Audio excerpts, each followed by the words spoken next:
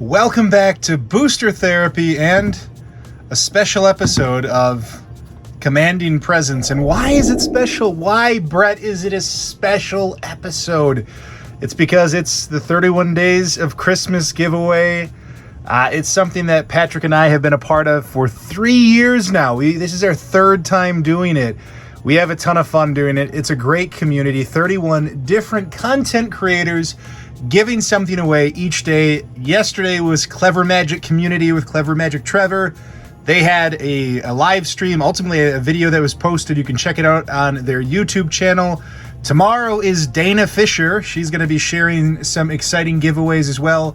It's sponsored by a ton of awesome people. Ultra Pro, Geekified, there's so many more. All of the sponsors are going to be in the description of this video, as well as a link for more details, because you can still enter to win. Now, you can't win today's giveaway, and today's, well, it's a full commander deck, custom commander deck with an altar done by the magical, wonderful MSJAlters. Please check out her Instagram. Most of my altars are done by her. She is just a master at making things amazing. She's helped me build an entire Evil Dead themed Army of Darkness deck and tuning it up with all of these wonderful altars. So without further ado, let's break down the deck, and then at the end of the video, I'll let you know who this is going to. So today we've got, it's a Santa Ghired Conclave Exile. Two colorless, a red, a green, and a white. For a 2/5, when it enters the battlefield, create a 4/4 green Rudolph Rhino creature token with trample. That's right, he's got the big red nose. Look at that green eye. This altar, Maria, this is amazing. And it even shines. All right, when he attacks, populate. The token enters the battlefield tapped and attacking, so you get to populate, make more tokens. It's a token-themed deck. We're going to fill up the board with a ton of Christmas-themed fun. Really just a bunch of tokens and have fun with it. But as we do with any deck, the first thing we talk about is, of course, the ramp. And with this one, like always, you start with a Soul Ring. What would a commander deck be without a Soul Ring and without the Arcane Signet? That's right, all of these cards, remember, sleeves, deck box, it's all going to you. The Altered Ghired. Farseek, another good 2-mana ramp spell, especially when you're playing more than one color. Rampant Growth, super underrated. It's a budget-friendly ramp card in green. Gruul Signet, don't underestimate the Signets. I know they're a bit more fragile, but 2-mana ramp is fantastic. Talisman of Conviction for red or white. Feyburrow Elder, it's your budget-friendly Bloom Tender, but a little bit stronger. Cultivate, just standard ramp. Skyshroud Claim, and the Vastwood Surge. You're going to see later that we play off of the 1/1 counters. It's a lot of fun, so there's that added benefit. And it's just strictly better than Explosive Vegetation and, you know, solid ramp. Next, we're going to talk about some of the different ways we make tokens with this deck. The first one is, as long as I can get these out here and organized correctly, there we go, is the Felidar Retreat. So for 3 colorless and a white, it's an enchantment that has landfall triggers. The whole first suite of token generation is going to be based on landfall. So this one, we can either make a 2/2 white cat beast creature token, or we can put a 1/1 counter and give everything vigilance, which is also fantastic. It's a very good enchantment. The Scoot Swarm, once we hit 6 lands, we're just making bunches of scoots everywhere and just going mad with the tokens. This thing makes our wide board state light up real quick. The Nesting Dragon, I love this one because landfall gives you a bunch of eggs, and what this really does for you is it builds some resiliency to board wipe. So if you can't avoid every single board wipe, but if you can't, you might as well replace the board with a bunch of 2/2 fire-breathing dragons. Rampaging Ballast, just a great, 6/6 for 6 with trample that makes a bunch of beasts. Avenger of Zendikar, one of the best in the business when it comes to token generation and advantage on landfall. Also, again, we're building a little bit off of that 1/1 counter theme, and this thing does it well. Krenko, Tin Street Kingpin, moving past the landfall. Krenko, as it attacks, it gets a 1/1 counter, so it gets bigger, and it makes a bunch of goblins, so just spraying the field full of goblins. Biogenic Ooze, I needed to find a reason to get this Christmas Ooze in the game. And, well, this does it. Christmas Ooze, 2/2, that makes another 2/2 that gets 1/1 counters that you can make more 2/2s with it. It's a mana sink, and it's a good one. Reese the Redeemed, I mean, arguably like the best token generation commander, but what's original about Reese? Ghired can be Santa, and it's just great. Reese, though, can double your tokens. It's really good. Outlaws Merriment, I love this one. I love that this is what Ghired does, giving that extra access to red, letting us do some things that are a little bit different than Reese. With this one, we get to make a random creature every turn, and hopefully we've got ways to, double down on that. The Quartzwood Crasher, another new one, 6/6 trample for 5. When it deals damage, that combat damage, when any creature with trample does it, we make XX green dinosaur beast creature tokens with trample, and it just gets out of hand quick. The Blessed Sanctuary, I love that one. This prevents all non-combat damage that would be dealt to you and creatures you control. So somebody using Blasphemous Act just doesn't get it done. Doesn't get it done, doesn't win. But whenever a non-token creature enters the battlefield, we make a unicorn, a 2/2 unicorn. The Dragon Brood Mother, this one, at the beginning of each upkeep, we're going to get another dragon that we can devour with and make them really big, or we can just get tons of 1/1 flying dragons, which is also effective. The Deep Forest Hermit, 5 mana to get 4 squirrels. This thing just made me think Christmassy things, and squirrels are fun.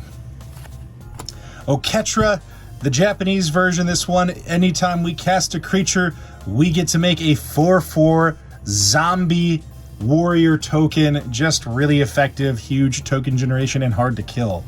Trostani Discordant, so it's mostly because it's Anthemine, and it gives us the 2/1/1 soldier tokens, which is great. But the added benefit, if somebody's playing one of those thieving Bolas decks, we just get all of our permanents back, and we just keep control of the things that are powerful for us. We don't got to share. Michaeloth, similar to the Broodmother, it comes in and it devours, so we eat some of our tokens up, but we get the added benefit of every upkeep making a ton of saplings based on the number of 1/1 counters on it. And again, we've got other ways to put 1/1 counters on it, so even if we don't devour much, we're still going to get an advantage out of this. Mimic that, if people start killing our biogenic oozes or anything else, it's just fantastic. This lets us make a token of it and get that extra value out of that token. Rootbound Defense, it protects us against a board wipe, which is great. Everything's indestructible, but it also populates. We get to make one more token from this suite of tokens we have already made. And the Wayfaring Temple, this one's power and toughness is equal to the creatures on the board, and when it deals damage, we populate. So just doubling down on that populate mechanic like Ghired does, trying to get us that little bit of extra love and a little bit of extra damage in. Next, we're going to talk about a few different things that play off of 1/1 counters. The first one is the Champion of Lamholt. This one is just really good as we cast creatures, it gets a 1/1 counter, and as those 1/1 counters build up over time, we're going to get to take advantage of that by hopefully becoming virtually unblockable with our wide board state. Loyal Guardian, every single upkeep or every single combat, we add a 1/1 counter across the board on all of our creatures as long as Ghired is in play.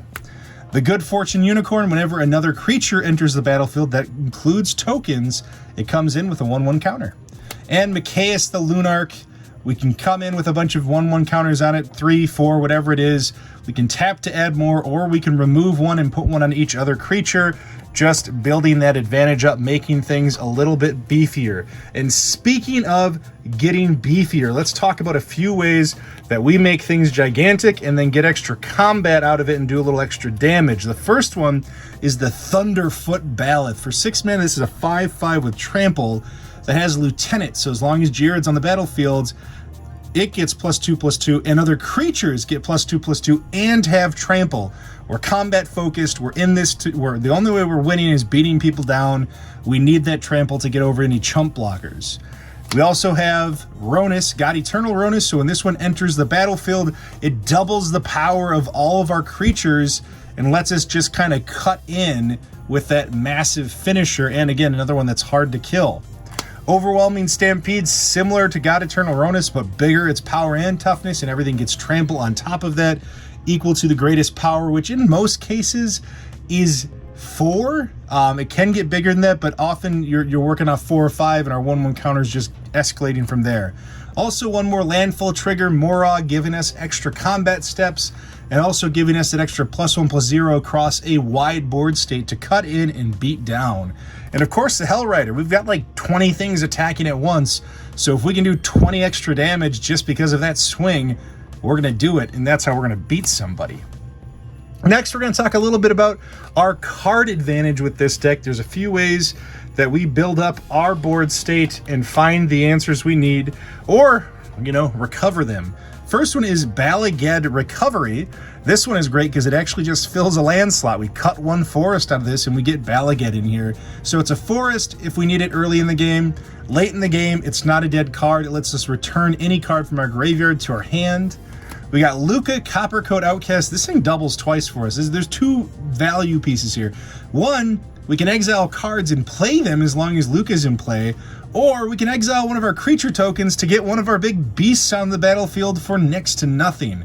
It's just a high utility commander for a token deck. Court of Calling, I love that we can convoke this, but then we can tutor up any of our perfect creatures like the Lieutenant Baloth that gives everything +2/+2 and trample and lets us be that much beefier. Shamanic Revelation, again, a wide board state. Often we will have Ferocious, which is having a creature with power 4 or greater, so we'll gain 4 life for each of those as well. But this thing is going to draw us 6-7 cards and gain us an enormous amount of life often. Reap the Past, criminally underrated, criminally undervalued. This card is so good. Dump X in, get X back from your graveyard is nuts. And then, of course, Eladamri's Call, getting us any creature we need. When we got the mana to pay for something that works, we're going to grab it. We get what we want, whatever we want. Next, we're going to talk about a few removal spells with this deck. The first one, of course, is Nature's Claim. Nature's Claim is just a super efficient instant spell for 1 mana that destroys any artifact or enchantment. It's just real good. Wrath of God, if somebody does inevitably board wipe us and we're trying to rebuild, well, if they build faster than us, we'll make sure to burn them down and give ourselves that token generation advantage. And token decks, if you haven't played against them before, are shockingly resilient. There's a lot of ways to generate your board. Generous Gift, because we love giving gifts during Christmas. What's better than giving somebody a big old elephant after you remove their hideous whatever it was? Sword to Plowshares with the beautiful Therese Nielsen artwork.